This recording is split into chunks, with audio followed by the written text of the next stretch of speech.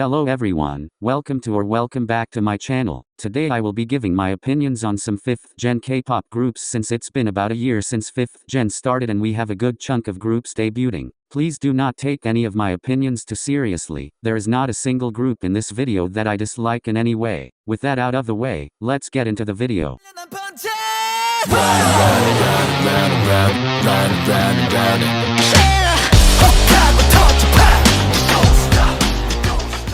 Before I start, just know that everything I say about them is going off on the research I did on them prior to this video. I do not stand Zykers, so there may be some inconsistencies. I know that I'm most likely going to get hate for my opinions, but I can explain. Starting with the pros, they have a lot of talent. Their rap line has to be one of the craziest rap lines I've seen. Yechen's rap at the beginning of Tricky House was absolutely insane. Then to come back not even a minute later and have a 3-person rap between Yechen, Minjae, and Sumin, it was insane. Zykers has always been different from the rest, literally being the Ateez of their generation. When it comes to vocals, they are very good, especially considering the fact that they seem like a rap-based group. One of the issues I've had with Zykers since their debut is their striking similarities to Ateez. Just as I said earlier, the group is literally the Ateez of their generation. Even though that can be a good thing, that can also be a bad thing. Zykers has yet to release a song that only they could pull off because their music is so similar to Ateez. I understand that Zykers is a rap-based group and make noise music, similar to Ateez, but KQ isn't be diverse at all. One of the things that made Ateez stand out during the noise music era of boy groups was the fact that they took noise music and made it their own, making their own sound out of a heavily used sound. Zykers, however, takes the new sound made with Ateez and releases music that follows a similar sound. Their discography isn't necessarily bad, but it's too similar to Ateez. Zykers has it all: the talent, the members, and the resources. If KQ wants Zykers to step out of Ateez's shadow, then they will need to make a distinct sound for Zykers.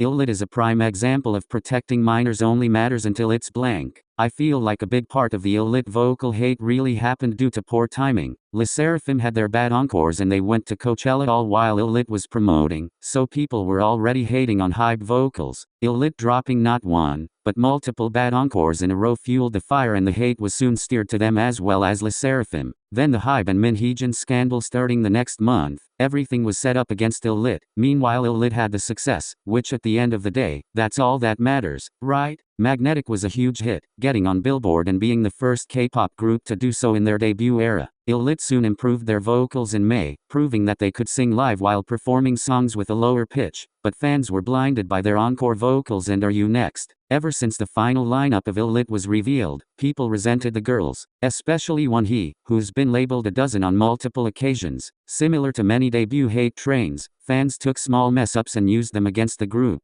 On the bright side, Illit has improved. Their vocals are constantly getting better, even with their jumpy choreography. Their songs are enjoyable and easy listens and they have fun, eye-catching dances. Irha, the Maknae and main dancer, is one of the best female dancers I've seen in the 5th generation. The members are also really good on variety shows and are enjoyable to watch. It seems like for the time being, there is not much HYBE can do to improve on Illit as a group. All they can do is give more vocal training so they come back even stronger, but it will be a while until Illit's reputation is completely cleared, especially with the Minheejin scandal that has caused HYBE to crumble. You never leave. If I come close, baby, would you like that? If I give some, would you give it right back? If I show you that I know where it's at, baby, would you like that? Baby, would you? At first sight, being called Blackpink's sister group sounds more like a blessing than a curse, and to an extent, this is true. Babymonster had extreme exposure to K-pop fans pre-debut, their survival show catching the attention of fans not only because of the special features, but the members' talent itself. Rami got on Billboard with her cover of Pick Up Your Feelings by Jasmine Sullivan and ENHYPEN quickly rose to the top with her cover of Dangerously by Charlie Puth. Their 21 mashup and their dance cover of Jenny from the Block both went extremely viral, basically setting the group up for success. Everything was perfect. Key word was the sudden disappearance of ENHYPEN in July, then her confirmed hiatus and absence from the group's debut really put a dent in their debut. Even though the 6 members were going to do fine without ENHYPEN, she was still their most popular member. Following their debut, they were met with criticisms of being the recycled version of 21 and Blackpink. A reoccurring issue for Babymonster since debut has been the fact that they are similar to Blackpink. Many people have compared Sheesh and Forever to How You Like That, saying copy and paste, not to mention the noticeable absence of Teddy Park from their production team. For me personally, I've enjoyed most of their songs, but my favorite song from them, Like That, wasn't even written by their production team, it was written by Charlie Puth. Luckily, ENHYPEN returned before the release of Sheesh, so the group was at least complete. Things for Babymonster haven't been as bad as it's been for Illit. Babymonster has benefited from the bad vocal scandal of Illit, showing their excellent vocals many times, making fans praise them, at the cost of Illit. Babymonster has it all, a strong vocal line with amazing vocalists like Rami, Rora, Chiquita, Farida, and ENHYPEN, a strong rap line with Aespa, Ruka, and ENHYPEN, and most importantly, a group full of dancers. Babymonster doesn't lack in talent or personality at all. If YG figures out a way to make Babymonster sound distinctively different from 21 and Blackpink, I can see Babymonster going so much farther than they are.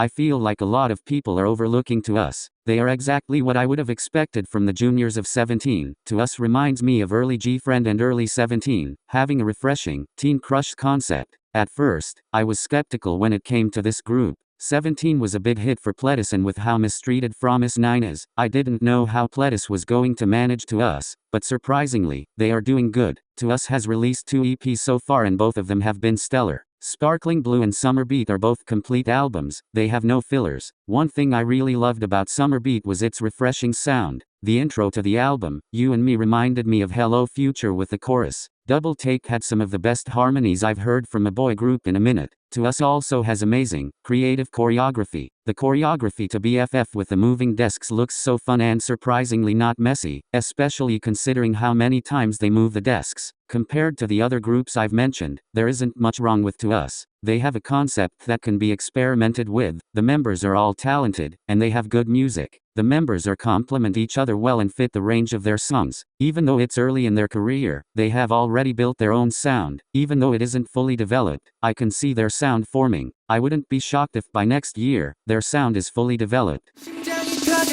Pop, pop, pop, pop, going crazy. 걱정은 pop, pop, poppin', poppin'.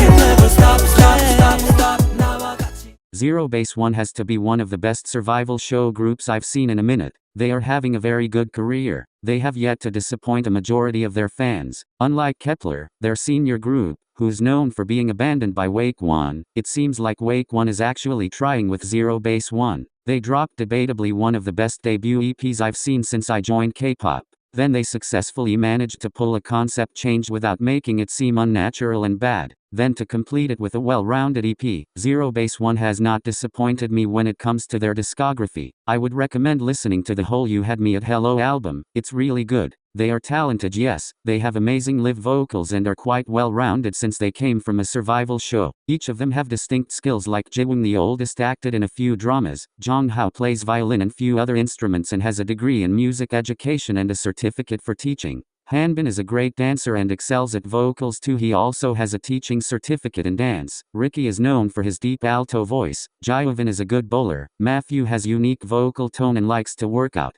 Gunwook is also an amazing rapper. Tae-rae has a die for vocals. Yujin, even though being young, still excels in many things. The only issue that I can see with Zero Base One is the imbalance of talent. They have amazing dancers and vocalists, but they fall short in rap. Most of their songs have, in my opinion, underwhelming and don't add or take away anything from their songs. I feel like Wake One should stop putting raps in Zero Base One songs, especially considering that they are far from a rap-based group. As for management, we all know it's Wake One. They are mistreated, yes, especially Ricky, but compared to Kepler, they have the upper hand. They are given a far amount of activities. Even if certain members have more solo activities than others, they are still out there. I can see Zero Base One going very far, but we also have to wait and see how Wake One handles the current successful of Zero Base One.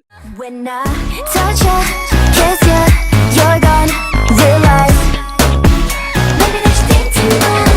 But if I touch ya, I have said this and will continue saying this. Kiss of Life is a combination of Aespa, Red Velvet, and Blackpink. One of the things I really like about Kiss of Life is the diversity in their discography. In my opinion, not one of their comebacks have sounded the same. Their debut really showcased their talent. Julie had a good rap, Natty was center and her dancing skills were on point, Haneul's vocal ability was showcased, and of course you have Belle's whistle notes. Then making their first comeback with Bad News and Nobody Knows, then making Song of the Year with Midas Touch, an early 2000s classic, and now making a summer release. S2 has really shown fans that Kiss of Life can pull off any concept. The members are also very experienced and trained well. Natty was on 16 and has been trained. Julie is a trained ballet dancer. Belle has experience in writing music, and both her and Haneul have been trained in singing. They sing live most of the time, even with harder choreographies. Kiss of Life is one of the few groups that I'd say have a good management team. S2 doesn't hold the girls back or try to force them under one concept. A common issue seen with K-pop groups nowadays is the fact that they all have agencies that try to force them to do a concept that half of the group doesn't fit. Sometimes, you'll see a group full of people that can fit a darker concept doing a cutesy concept and vice versa. S2 doesn't force Kiss of Life into a concept that they can't do, which makes them shine more. I can see Kiss of Life going very far in K-pop if S2 continues to manage Kiss of Life correctly.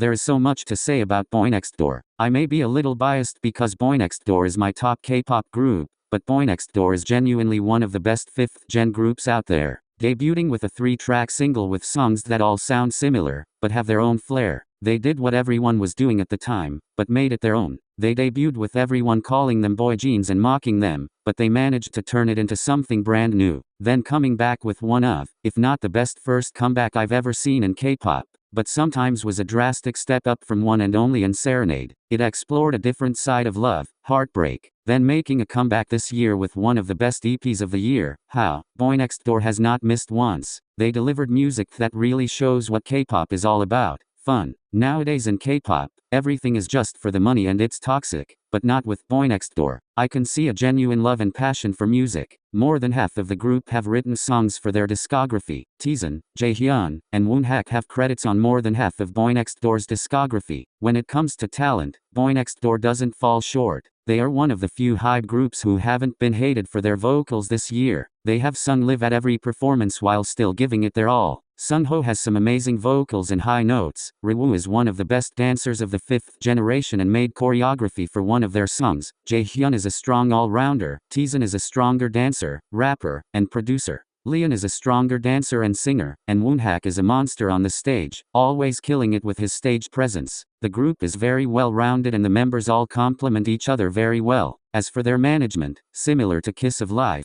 they have a very good management team. As controversial as Zico is, he allows BOYNEXTDOOR to really expand on their talents. Zico allows them to write music, create choreography, and determine what they want their career to look like. Even if Zico is a bad person, he's a good CEO. Overall, I feel like BOYNEXTDOOR has the potential to be bigger than they already are. If they continue to do things the way they are doing them right now, they will be on a roll. That's all for today's video. I hope you all enjoyed it. There is a bunch of talent in this new generation of K-pop. Things seem to be looking up for them. If you have any video ideas, please give them to me. It will help me a lot. Please subscribe and like the video if you want more content like this. I hope all of those in America, like me, have a great 4th of July. Ivimolzz signing off.